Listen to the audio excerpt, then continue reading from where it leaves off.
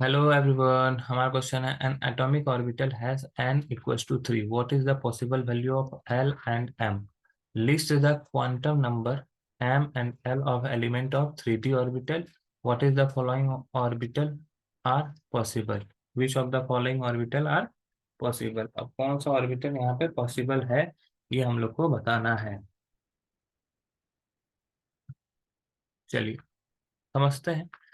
तो पहला है, एन का वैल्यू दिया हुआ है। क्वांटम नंबर पहले हम लोग समझते हैं। क्वांटम नंबर होता क्या है? क्वांटम नंबर जो होता है वो इलेक्ट्रॉन के पोजीशन को और उसके एनर्जी को बताता है। ठीक है, ऑर्बिट में इलेक्ट्रॉन के पोजीशन को, एनर्जी को जो बताता है वो हमारा क्या है? क्वांटम नंबर है। ठीक है, तो क्वांटम नंबर कई तरह के होते हैं। Principal quantum number, azimuthal quantum number, kinetic quantum number.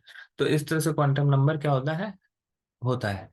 तो क्वांटम नंबर में एन का वैल्यू जो होता है नंबर ऑफ ऑर्बिटल से लगाया जाता है, क्योंकि यहाँ पे फर्स्ट नंबर में एन का वैल्यू 1 दिया हुआ है।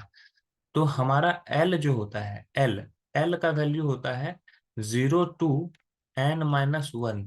ठीक है, तो अगर यहाँ पे एन का वैल्यू 3 है तो एल का वैल्यू 0 to 3-1 हो जाएगा। मतलब कि ये हो जाएगा 0 to 2। मतलब कि 0 to 2 मतलब कि 0 1 2। ये तीन पॉसिबल वैल्यू एल का हो सकता है। और एम जो होता है वो होता है -L2 + L। तो -L मतलब कि एल का वैल्यू जो होगा -L2 + L, मतलब कि मैक्सिमम वैल्यू लिया जाएगा। इसका मैक्सिमम वैल्यू 2 है, तो -2 2 + 2। तो इसके बीच में क्या क्या आएंगे? -2 -1 0 +1 +2। तो ये पॉसिबल वैल्यू है एल एम का, ये पॉसिबल वैल्यू है एल का। ठीक है, तो ये हमारा फर्स्ट नंबर कंप्लीट हो गया। अब हम लोग बात करते हैं सेकंड नंबर की। सेकंड नंबर में पूछा गया है कि list the quantum number M and L of electrons for 3D orbital. अब 3D ऑर्बिटल के लिए हम लोग को बताना है। तो 3D ऑर्बिटल में एन का तो वैल्यू यहाँ पे 3 रहेगा। ठीक है, अब एन का वैल्यू यहाँ पे होगा तो 3D के पहले, 3D ऑर्बिटल में क्या होगा कि 3D के पहले 3s 3p और उसके बाद ना 3D आता है। तो ये जीरो जो होगा वो किसको रिप्रेजेंट करेगा? ये 3s को रिप्रेजेंट करेगा, ये 3p को रिप्रेजेंट करेगा, ये 3D को रिप्रेजेंट करेगा।